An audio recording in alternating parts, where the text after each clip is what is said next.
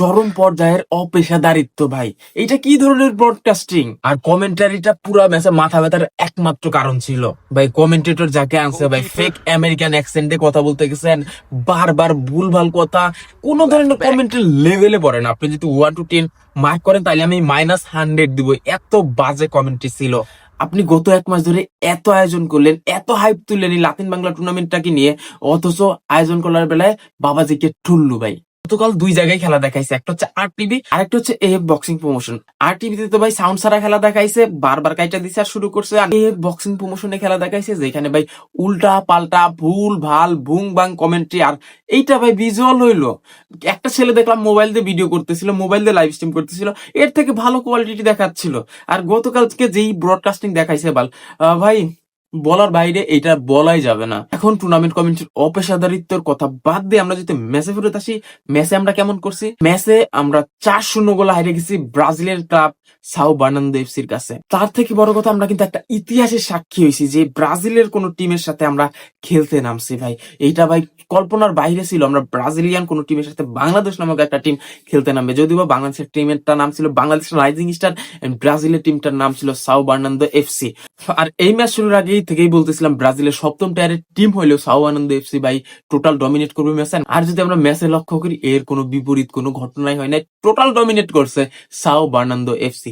সপ্তম টায়ারের টিম হওয়া সত্ত্বেও আমাদের মেইন টিম বা মেইন টিমের প্লেয়ারদের এক প্রকার যারা জাতীয় দলের রাডার আছে, বিস্তেক চাকমা, ক্যাসপার হক, ঈশান সাল্লিক, ইব্রাহিম নওয়াজের মতো প্লেয়ার থাকার পরও আমরা বাজেভাবে খেলছে, একেবারে কোন রকম পাত্তাই পাই নাই টোটাল ম্যাচে। ম্যাচের শুরু থেকে ব্রাজিল আমাদের উপর চাইপা বসতেছিল। ম্যাচের শুরুর 10 সেকেন্ডে আমরা দেখতে পারি, প্রথম 15 সেকেন্ডের মধ্যে তারা দারুণ একটা অ্যাটাক সংগঠিত করতে পারছিল, যেটা আমরা দেখতেই পাইছি।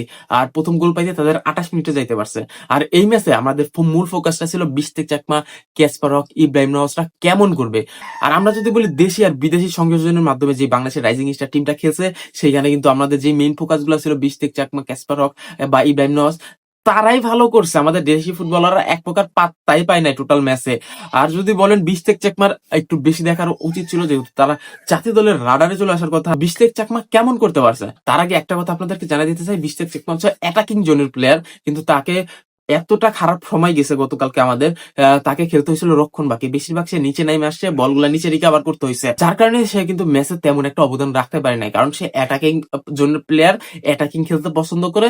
বাট আনফরচুনেটলি ম্যাচের ডিমান্ড অনুযায়ী গতকালকে বারবার তাকে নিচে নামে আসতে হয়েছে, বারবার নিচে খেলতে হয়েছিল, যার কারণে ভালো হয়নি। তারপরেও কিছু কিছু ভুল পাস বিস্তেক চাকমা গতকালকে দিছে, যেটা ভাই ক্ষমার দৃষ্টিতে দেখতেই হবে। কেননা ব্রাজিলের মতো একবারে অপরিচিত একটা টিমের সাথে খেলা হয়েছে আমাদের। মেইন কথা হচ্ছে আমাদের এই টিমটাকে ভাই একজোট দেখায় নাই, যেহেতু এক এক জায়গার এক এক প্লেয়ার নিয়ে খেলা হয়েছে। আয়োজক কমিটির উচিত ছিল এইখানে প্রত্যেকটা প্লেয়ারকে অন্তত 1-1.5 সপ্তাহ বা 2 সপ্তাহ আগে, বা আপনি বলতে পারেন 15 দিন বা 1 মাস আগে একসাথে একটা ক্যাম্প করানো। একসাথে যদি ক্যাম্প করতো, টিম কম্বিনেশনটা আরো ভালো হইতো, টিম টিম কেমিস্ট্রিটা আরো বাড়তে পারতো। আমরা টোটাল ম্যাচে কিন্তু টিম কেমিস্ট্রি দেখতে পাই নাই। এটা অন্যতম কারণ হচ্ছে তারা এক এক জায়গায় থেকে এক এক জন আসছে, যার কারণে টিম কেমিস্ট্রির চরম পর্যায়ের অভাব দেখা দিছে।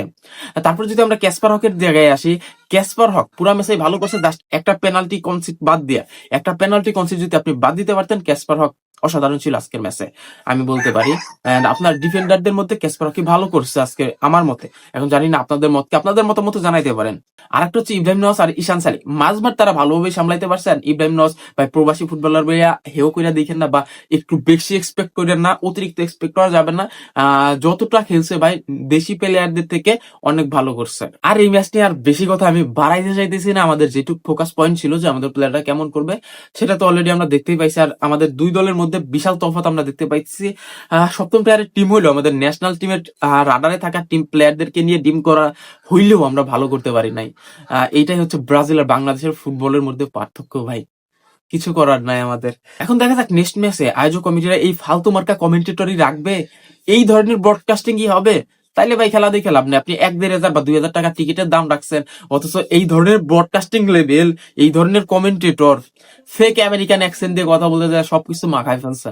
সো এইটাই ছিল আজকের ম্যাচ। আমি ভাবলাম একটা ভিডিও বানানো উচিত, সো ভিডিও বানাই দিলাম। পরে কথা হবে, টাটা বাই।